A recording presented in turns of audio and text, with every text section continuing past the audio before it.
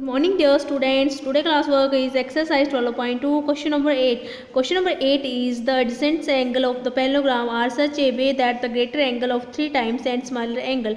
Find all the angle of the parallelogram. हमें parallelogram के सभी एंगल फाइंड आउट करने हैं. हमें ओनली बोला गया है कि स्मॉलर एंगल से जो ग्रेटर एंगल है वो 3 टाइम्स ज़्यादा है. ठीक है, लेट्स स्टार्ट द सोल्यूशन.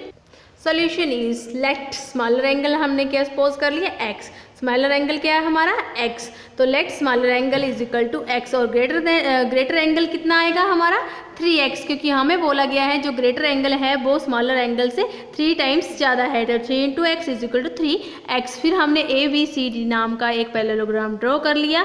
जो फर्स्ट का हमने x नेम ले लिया, सेकंड का हमने 3x ले लिया. ठीक है, तो sum of two adjacent angle of a parallelogram is equal to 180 degree. दोनों एंगल का सम किसके इक्वल होता है 180 डिग्री के. तो angle A plus angle B is equal to 180 degree. तो एंगल A किसके इक्वल है x के, एंगल B 3x के. तो x plus 3x is equal to 180 degree. तो दोनों को ऐड किया, हमारा आ गया 4x is equal to 180 degree. x को हमने लेफ्ट हैंड साइड में एज इट इज़ ही रहने दिया. 4 को हम राइट हैंड साइड में लेके गए तो ये डिवाइडेड में चले गए. तो 4 से 180 को डिवाइड किया तो 45 डिग्री. तो x is equal to 45 degree. Now put the value of x. अब एंगल्स में हमने x की वैल्यू पुट करनी है क्योंकि हमें ऑल एंगल फाइंड आउट करने हैं. तो angle A is equal to x, it means x की वैल्यू कितनी है 45. तो एंगल A किसके इक्वल हुआ 45 डिग्री का. और angle B is 3 into x into 3 into 45 degree is equal to 135 degree. तो if angle A is equal to angle C is equal to 45 degree and angle B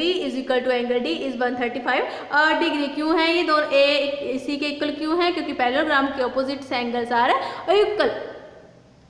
Question number 9 is in the given figure the bisector of angle A and B. Angle A और B का एक bisector है. Parallelogram of ABC meet at point O. ठीक है, bisect होने पर कहाँ पे मीट कर रहे हैं पॉइंट O पे. तो find the measure of angle AOB. हमें कौन सा एंगल फाइंड आउट करना है angle AOB. Let's start the solution. Solution is the bisector of angle A and angle B of parallelogram ABCD meet at point O. हमने draw कर लिया parallelogram.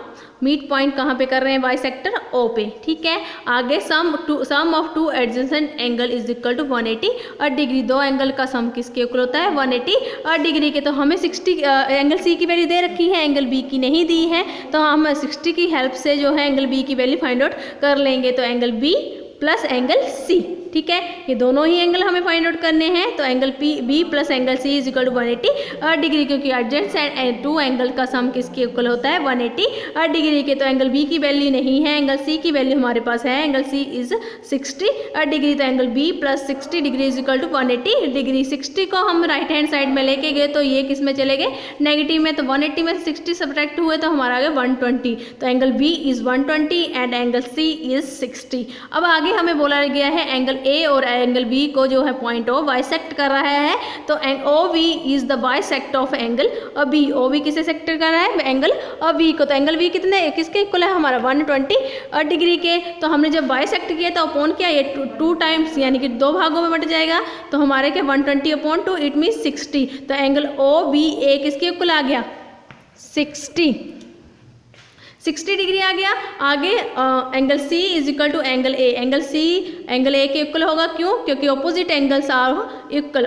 Parallelogram के दो अपोजिट एंगल जो होते हैं वो इक्वल होते हैं. तो अब OA जो है बाइसेक्ट कर रहा है एंगल A को, तो अपॉन 2 आ जाएगा. 60 अपॉन 2 इज इक्वल टू 30. तो angle OAB is equal to 30 degree. तो हमारे पास एंगल OBA आ चुका है, एंगल OAB आ चुका है. हमें फाइंड आउट करना है एंगल AOB.